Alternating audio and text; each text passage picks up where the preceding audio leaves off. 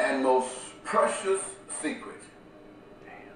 I'm going to share it with you. Will you believe that every human on the planet is presently supposed to be living their lives as if in a dream where neither wants to be awakened from? This is the secret. Every human on the planet is presently supposed to be living their lives as if in a dream where neither wants to be awakened from. Good God Almighty. Every human on the planet has before them choices of material goods that will satisfy every desire or lust. These material goods are yours. The services that are provided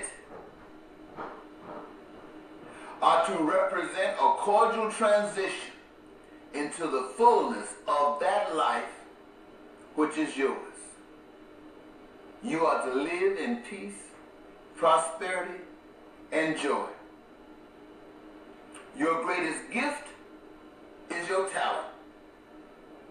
Your greatest joy comes from performing your talent. Each human doing what they are gifted to do is the method for creating every good and every service that is provided. The resources and materials used to achieve these are given. Everyone is satisfied with life until a lie of division was put in motion. That lie is that some people are better than others, more special, more deserving, superior. In order to make the case, it is suggested that the blessings that everyone desires that helps the excitement of life come at possessing more of the toys of life than others. Presidential candidate for the Republican Party, Mitt Romney, says, half of the nation that supports Barack Obama seem to feel as though they are entitled from the government. Don't pay taxes. That is a major problem because that is a thought that half of the nation have in regards to the same things that Mitt Romney is talking about. But the reality is that what is predicated on a view of life that's abnormal, a view of life that's taken away from what life path is intended. What is government except an agency or a tool that's used to transmit the desires of the people collectively into an action for the people? That being the case, why is it proper that in a nation where everything is provided for, everything is a gift for the human race, some accept a system of oppression, and it gives life to some better, some more deserving, some more worthy? But the main sadness is that it is accepted by those who profit from it and by those that are victims to it. So Barack Obama, the Democratic Party, wants to get all of these other people. Why do these people feel that they're entitled? Could it be that each of us are entitled? And that perhaps a lie has been told to cause people to think that they're accepted that, they have moved on a different path. And they are the ones who got. They are the elites and those who next door to it. They are that far off the original path, which says that every person, a system, totally different from this system. Well, anyway, somebody might think I want to bring in the unknown power, the spiritual power that Joel Osteen talks about. I say Joel Osteen because he was on the news this morning. He has written another book. They were talking about him and over 10 million people that get a chance to watch him every Sunday over the tubes. 10 million people. Now, I want you to think about something for a moment. 10 million people watching somebody espouse God every Sunday for at least 4 Sundays a month, 12 months a year, for years. And the nation is getting worse and worse and worse, and he's still walking around smiling. What picture is painted here? Well, we know for one thing that Joel Osteen is smiling because he has his reward. And where is his reward coming from? His reward is coming directly from the people. Not from God, but from the people. But he's telling the people that God is going to bless them in a society where God is not ruling. In a society where God has permitted the fruit of the seeds to become visible. In other words, the hell that we're living in is of our own creation. God permits it. And if we want to change it, we can change it. But we are expecting God to hand things to us just like you hand things to the preacher. Out your pocketbook, checkbook, out to the hands of the preacher. Now you want God to, out of heaven, hand it down to you. It ain't happening. You want it to happen? Then you must stand up and allow the God that you talk about, that you say lives in you, allow it to live in you. And that God will resist any power or any system that would deny the inclusion of the whole human race. But that's the kind of churches that we have today. Those are the kind of the ones that make it on television. If I say I have, by virtue of my understanding and the love of God with me, a vision, a proposal, a guide that would eliminate poverty out of America, that would allow everybody to live as though they're a millionaire. Why isn't the newspaper, the radio station, the TV station, the churches, people down the street, why are they asking me what and how is this done? Why are they turning a deaf ear as if nothing has been said? Why do you think they do that? Why do you think? They obviously think I can't do that, right? They obviously think I have no connection, right? And yet, when I speak, I talk about God and the responsibility that people have in the role for which God has designed. And that, is it that they know that they would be killed, possibly, that God would possibly allow them to be killed? And they think that a half-believing living person is better than a God-believing dead person. Now wait a minute here. What kind of faith you got in the power that's unseen? What kind of faith do you have in God? Listen, when people start trusting one another, chaos ensues. Poverty raises its ugly head, and with it comes crime and violence, jails and prisons, shelters and missions, terrorism and war. And at the same time, there exists in the midst of all this horror, pockets of ridiculous prosperity.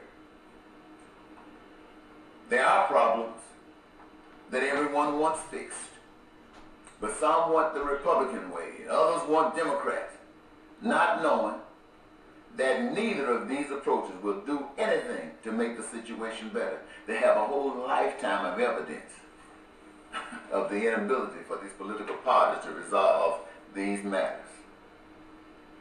The lie has the upper hand in that it's been branded in human minds since entry onto this planet. It's almost unpatriotic to think of something different.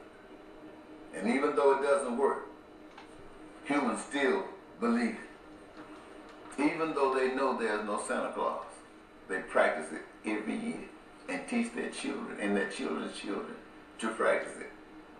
It is said that the elite amongst the human race, those that have benefited from the lie the most, they want to reduce the human population to a number from 7 billion to 500 million.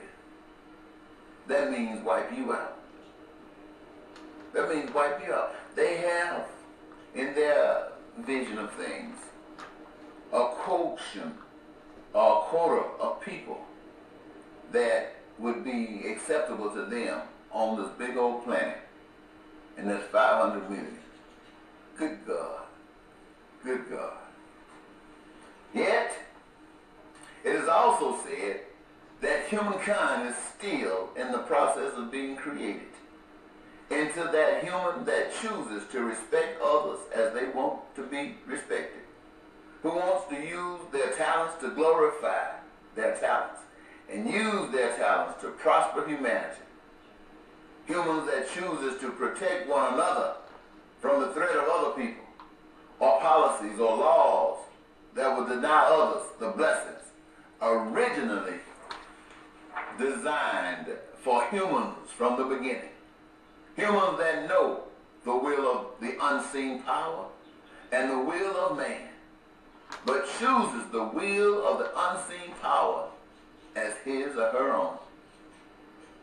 The unseen power can use this group of people to represent the unseen power, to show what and how the unseen power feels about the issues. Do what the unseen power of love will do. Love. Straighten this world out because you want to. Now you might think, and understandably so, I just mentioned Joel Osteen. And obviously you hear me. But when you start looking at a person's goals and objectives, you start looking for an outcome. Is it successful or not? And that depends upon those viewers, the observers, what and how they equate success. If you look at Joel Osteen, who has a multi-million-dollar, by now you can say $1 billion operation, who's on television and writing books and have great percentage of society observing him and listening to him. And he rides around in jets and lives in the best homes and, I'm sure, denied none of the luxuries of life, similar to those on the other side of the fence who have golden parachutes. And if you listen to my message, as humbling as I try to make it sound, as real and precious as I try to make it sound, and as loving and extendable to all of you, to each of you, you look at it and you say, well, I'm here by myself, and most of these things I'm talking about, what God will provide and has provided for us, I don't have. So what would make you think that my message is a message of success? And Joel Osteen is. Wouldn't you most likely think that Osteen is the successful one? And the answer to that, I'll answer for you, is yes, based upon how we judge and how we measure success. Osteen is. But what you fail to understand, because your mind has been planted in such a way that you cannot see this, is that Osteen is not doing anything for God. What Osteen is doing is using God. Now, I'm not saying he's doing this intentionally. I'm not trying to say that Osteen is trying to trick God and trick you. It is very possible that Osteen has no idea of what he's doing.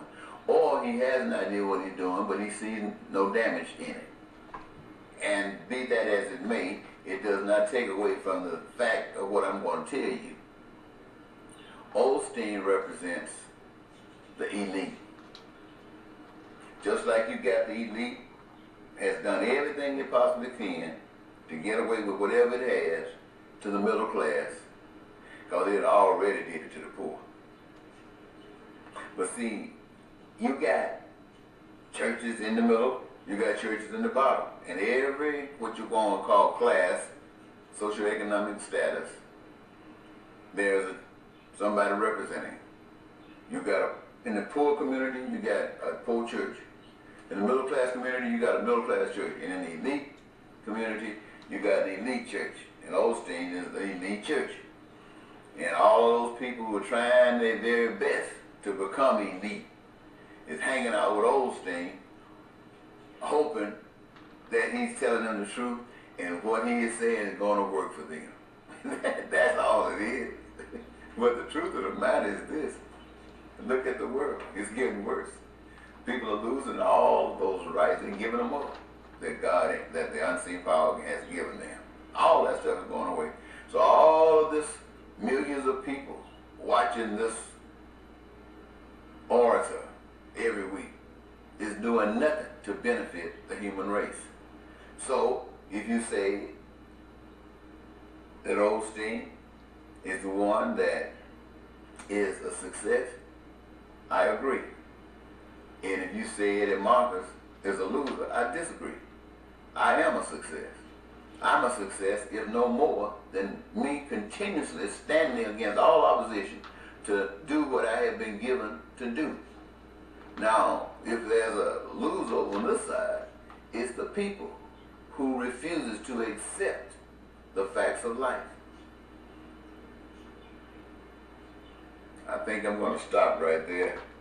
I have given to you the greatest and most precious secret, which is that every individual on earth presently should be living their lives as if in a dream where neither wants to be awake. Ooh, don't wake me up. This is too good. This is too good. And everybody's saying the same thing. And what happens? Nobody is waking you up. That's the way it used to be. Then somebody came down and dropped a lie. Hey, you're better than them. You're more precious than them. You're more special than them. You can have a better life than them. Yeah, everybody has a good life, but what is a good life when everybody's experiencing it? You can have a better life. Then you walk.